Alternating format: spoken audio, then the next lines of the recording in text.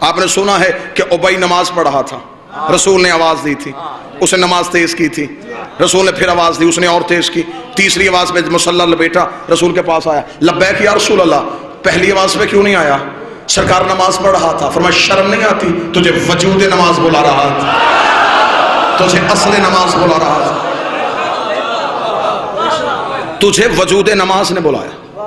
اسے کہا سرکار آپ نے کہا کہ نماز اللہ کی ہے، تو اللہ تو بڑا نہیں؟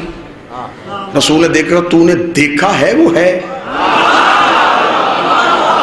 سرکار نہیں، سنا ہے نہیں، اسے کبھی بولا بھی نہیں، مانتا کیوں ہے؟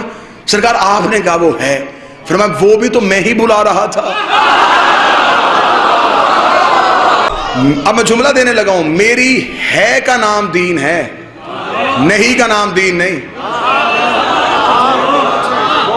میں نے بلایا بس۔ یہ تو واقعہ آپ نے سنا، تصویر کا دوسرا رخ دیکھنا۔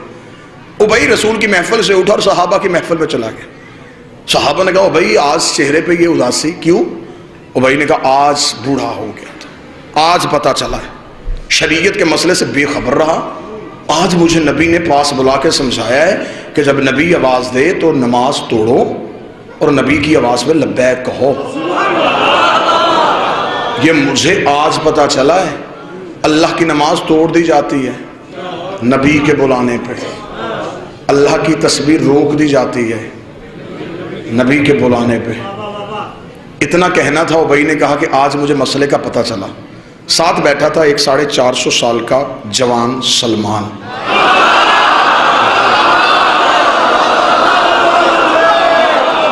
کیا کہنے، یہاں تو لفظ کا لہو سوال ہی پیدا نہیں ہو، سینے میں تھا اس کے تمغہ ایمان۔ اٹھ کے کھڑا ہو کے لگا کیا کہا تو نے ابی؟ تجھے آج پتہ چلا کہ نبی بلائے تو نماز توڑ دی جاتی ہے، تجھے اب بھی نہیں پتہ چلا؟ اس نے کہا اچھا سلمان ابھی بھی نہیں پتا چلا؟ سلمان نے کہا کل میرے پہلو پہ کھڑا ہو کے نماز پڑھ، تجھے میں بتاؤں کہ وجود صلاۃ کسے کہتے ہیں، حقیقت صلاۃ کسے کہتے ہیں۔ جس ماتمی نے فرش میں نہیں بیٹھنا، تم نے فضا اور خلا میں جا کے مودت اور ولایت علی کا مزہ لینا ہے۔ سلمان نے ابی کو اگلے دن اپنے پہلو میں کھڑا کیا، سلمان نے مصلی پہ آئے، سلمان نے عبادت شروع کی، سلمان نے نماز شروع کی، سلمان نے تکبیرۃ الاحرام اللہ اکبر کہنے کے بعد سلمان نے کہا بسم اللہ الرحمن الرحیم الحمدللہ رب العالمین الرحمن الرحیم مالک یوم الدین ایاک نعبد و ایاک نعبد، ہم تیری ہی عبادت کرتے ہیں۔ ایاک نعبد پہ سلمان آئے تھے یا نبی کی آواز سلمان، سلمان نے وہیں سے مصلی چھوڑا، نبی کے قریب آئے، لبیک یا رسول اللہ۔ سلمان پیاس ہے، پانی کا پیالہ پلا، سلمان مشکیزے سے کیا، پانی کا پیالہ بھرا، بسم اللہ پڑھ کے نبی کے قدموں پہ بیٹھا، نبی نے پیالہ پانی کا نوش فرمایا، نبی نے سلمان کو پیالہ دیا، سلمان نے پیالہ رکھنے کے بعد ہاتھ جوڑ کے کہا یا رسول اللہ اجازت، ہاں سلمان واپس چلے جا۔ سلمان مصلی پہ کھڑا کہا ایاک نستعین اہدنا الصراط المستقیم صراط الذین انعمت علیہم۔ سلمان نے نماز کو شروع کیا، جدھر سلمان نے نماز کو ختم کیا ابی نے جلدی سے نماز ختم کی، نبی کے قدموں پہ جا کر کہا بوڑھا ہو گیا ہے بطول کی دہلیز میں سجدے کرتے ہوئے، جسے ابھی تک اتنی معرفت بھی نہیں ہوئی۔ جب اس نے نماز توڑی تھی، اس نے نماز کو سرے سے کیوں نہیں پڑھا؟ اس نے نماز کو شروع سے کیوں نہیں پڑھا؟ اس نے وہیں سے آ کے نماز کیسے شروع کر دی؟ نبی نے بلا کر سلمان تو نماز توڑ کے آیا تھا؟ جی مولا تو نے سرے سے کیوں نہیں شروع کی؟ نبی کے قدموں بیٹھ کے کہا مولا تجھے تیری عزت کا واسطہ پہلے بتا میں نے توڑی کب تھی؟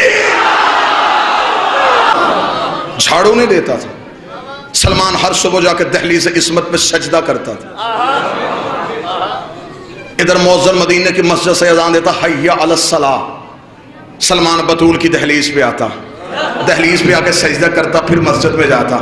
ایک دن ایک صحابی نے نبی کی ابا پہ ہاتھ رکھ کے کہا اس سلمان بوڑھے کو یہ تو بلا کے پوچھے حی علی الصلاۃ پہ مسجد میں آیا جاتا ہے، یہ بطول کے دروازے پہ جاتا ہے پھر مسجد میں آتا ہے۔ نبی نے کہا سلمان انہیں کیوں نہیں بتاتا وہاں کیا کرنے جاتا ہے؟ فرمایا انہیں سمجھانے کے لیے جاتا ہوں، یہاں اسی کی قبول ہوتی ہے جس پہ وہ راضی ہوتی ہے۔ عبادت تمہارے اٹھنے بیٹھنے کا نام نہیں، حجت کی اطاعت کا نام ہے۔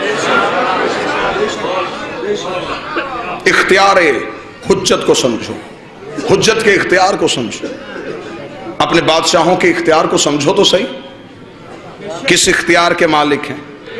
جن کے بہلول، بلال، کمبر، مقداد اور قلندر کے اختیار نہیں پڑھے گئے۔ آج 2 ٹکے کا بندہ اٹھ کے کہتا ہے کہ نہیں سرکار یہ آپ جو کہہ رہے ہیں علی تو ایسا نہیں کر سکتے۔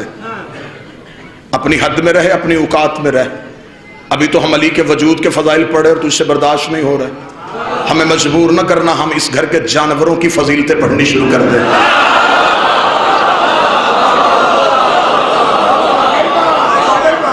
آج 2 ٹکے کا بندہ اٹھ کے کہتا ہے 14 غیب جانتے تھے.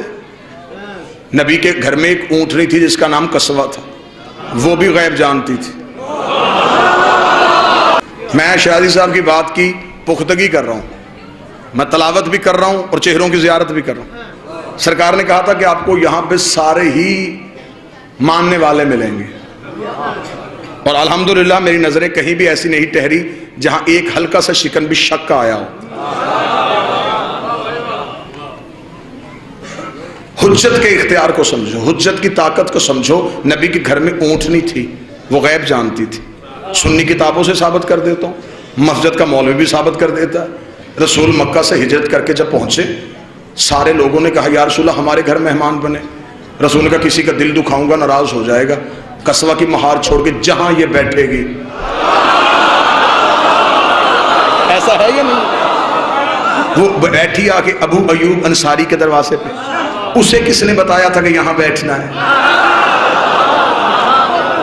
جس اونٹنی پہ چند لمحوں کے لیے نبی سواری کرے وہ عالم غیب ہو سکتی ہے, اور جس کی خود رسول سواری بنے. کوئی تو بندہ ہوگا جو ساتھ میرے چلے گا. اگر نیچے عالم الغیب ہے پھر اوپر تو عالم الغیب نہیں ہوگا, پھر اوپر تو کوئی عہدہ اور ہے, تو سب اور ہے. اس لیے کہ جب نبی نماز پڑھا رہے تو جو پیچھے پڑھ رہے تھے وہ عابد تھے, جو پڑھا رہا تھا وہ عبد تھا. سبحان اللہ سی اسرا بعبدہ, خدا نے خود اسے عبد کہہ کے بلایا. جو پیچھے تھے وہ عبد نہیں تھے, وہ عابد تھے. جو آگے تھا وہ عبد تھا, جو اوپر تھا وہ معبود تھا. عرش پہ معبود, مصلی پہ عبد, پیچھے عابد. اوپر معبود کی عبادت ہو رہی تھی, عبد نماز پڑھا رہا تھا, عابد پڑھ رہے تھے. حجرے کا پردہ اٹھا, ظاہری کمسنی میں ایک شہزادہ نکلا, عابدوں کی گردنوں پہ اپنے پاؤں رکھتا ہوا عبد کی پشت پہ آ کے بیٹھ گیا. عبد کی پشت پہ بیٹھ کے اس نے معبود سے کہا اب نیچے عبد ہے, تو معبود ہے, اب بتا میں کون ہوں. پیچھے عابد رہ گئے, آگے عبد ہو گیا, تو معبود ہو گیا. آواز قطعی حسین نیچے نہ اترنا, میں تجھے تیرا عہدہ بتانے لگا ہوں. پیچھے عابد ہیں, یہ عبد ہے, میں معبود ہوں, تو ابا عبد اللہ. نہ چیلنج کرنا کہ ہم تمہیں گھر کے جانوروں کی فضیلتیں سنائیں اور پھر تجھے غش آئے. جانور تو پھر بھی سانس لیتے ہیں, زندگی ہے ان کے پاس. جانور تھے, سانس لیتے تھے, زندگی تھی. علی کے ہاتھ میں ایک لوہے کا ٹکڑا تھا. شیرازی بادشاہ زمانہ تلوار کہتا تھا, علی ذوالفقار کہتے تھے. کتابوں کا انبار ممبر پہ لگاؤں گا. بہت سی جنگیں ایسی ہیں جہاں پہ جا کے علی قبضہ تلوار پہ ہاتھ نہیں رکھتے تھے, علی ذوالفقار کو ہوا میں چھوڑ دیتے تھے. ذوالفقار ہوا میں لہراتی ہوئی آتی تھی, 3 گردنیں کاٹتی تھی, 4تھی چھوڑ دیتی تھی, 6 کاٹتی تھی, 7ویں چھوڑ دیتی تھی, 10 کاٹتی تھی, 11ویں چھوڑ دیتی تھی. مالک اشتر نے قدموں میں بیٹھ کے کہا یا علی یہ تیری تلوار گردنیں چھوڑ کے کیوں چلتی ہے؟ فرمایا گردنیں چھوڑ کے نہیں چلتی, شجرے دیکھ کے چلتی ہے,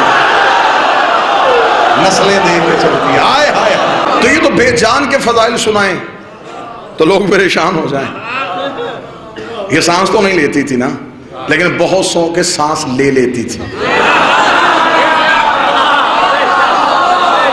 خود سانس نہیں لیتی تھی, اسے دیکھ کے بہت سے سانس خشک ہو جاتے تھے, اکھڑ جاتی تھی سانسیں اس کو نیام کے بستر سے اٹھتے ہوئے دیکھ کے. یہ نیام کے بستر پہ سر رکھ کے سوتی تھی تو سارے ہی سوتے تھے. اللہ با حسین 2 بادشاہ کے علم ہے, پوری مجلس سے آئی ہے صرف علی کی ذوالفقار سنانے کے لیے. ایک جنگ پہ دشمن علی کے قبضے پہ تھا, علی نے اس کے سینے پہ پاؤں رکھا. اس نے کہا یا علی آپ تو کریم ہیں, آپ سے جو مانگے وہ دیتے ہیں, کچھ میں بھی مانگنا چاہتا ہوں. علی نے کہا بول کیا چاہتا ہے؟ کہنے لگا اپنی ذوالفقار دے دیں, اپنی تلوار دے دیں. اب علی کی دہلیز سے کوئی خالی جائے, ایسا ہو ہی نہیں سکتا. علی نے ذوالفقار کو ریت پہ پھینکا, اٹھا. اس نے ذہن میں سوچا کہ جلدی سے تلوار اٹھاؤں گا, الٹا وار علی پہ کروں گا. پھرتی سے اٹھا, ہاتھ تلوار پہ نظر علی پہ، ہاتھ تلوار پہ نظر علی پہ، ہاتھ تلوار پہ نظر علی پہ، زور لگا رہا ہے، اٹھ نہیں رہی، زور لگا رہا ہے، ہل نہیں رہی۔ جب زور لگا کے تھک گیا تو وہی ہاتھ علی کے قدموں پر رکھ دیے، رکھ کے کہنے لگا یا علی معاف کیجئے گا، ہزاروں دفعہ اس تلوار کو آپ کی انگلیوں پہ لہراتے ہوئے دیکھا ہے، میں نے پورا زور لگایا، یہ ہلی کیوں نہیں؟ علی نے چہرے پہ ہاتھ مار کے کہا بدبخت، میں نے تلوار دی تھی، اپنا بازو تو نہیں دیا۔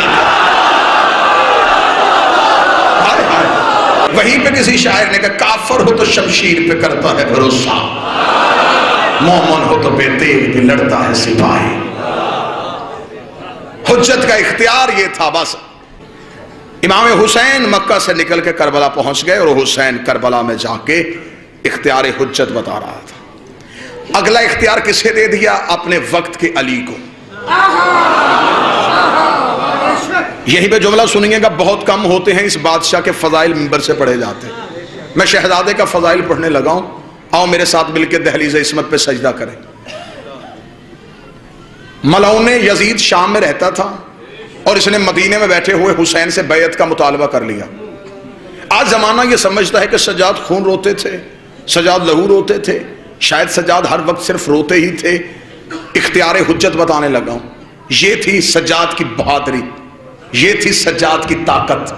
عزت کا جملہ نہیں، عطا کا جملہ ہے۔ جملہ خود بولے گا کہ میں شہزادی کی عطا ہوں، مجھے 14 کی طہارت کی قسم۔ جس یزید نے مدینے میں بیٹھے ہوئے حسین سے بیعت کا مطالبہ کر لیا تھا، پورا 1 سال سجاد اس کے قید خانے میں بیٹھا رہا، اس نے سجاد سے بیعت کیوں نہیں مانگی؟ اسے امام کی بیعت چاہیے تھی نا، تو وہ سجاد سے بھی مانگتا، اسے سجاد سے کیوں نہیں مانگی؟ مجھے معاف کیجئے گا، کڑی سجاد کے ہاتھ میں نہیں، امت کے ہاتھ میں تھی۔ قیدی امامت نہیں تھی، امت تھی۔ جتنی دیر میرا بادشاہ قید خانے میں بیٹھا رہا، یزید 1 رات بھی نہیں سو سکا، بے چین کر دیا سجاد نے اسے۔ اس لیے تو شاعر نے کہا تھا بستر جو مخملی تھا اسے خار کر دیا، بستر جو مخملی تھا اسے خار کر دیا، سونا فرعون شام کا دشوار کر دیا، نیند اس کی باندھ کی زنجیر پا کے ساتھ سجاد نے یزید کو بیمار کر دیا۔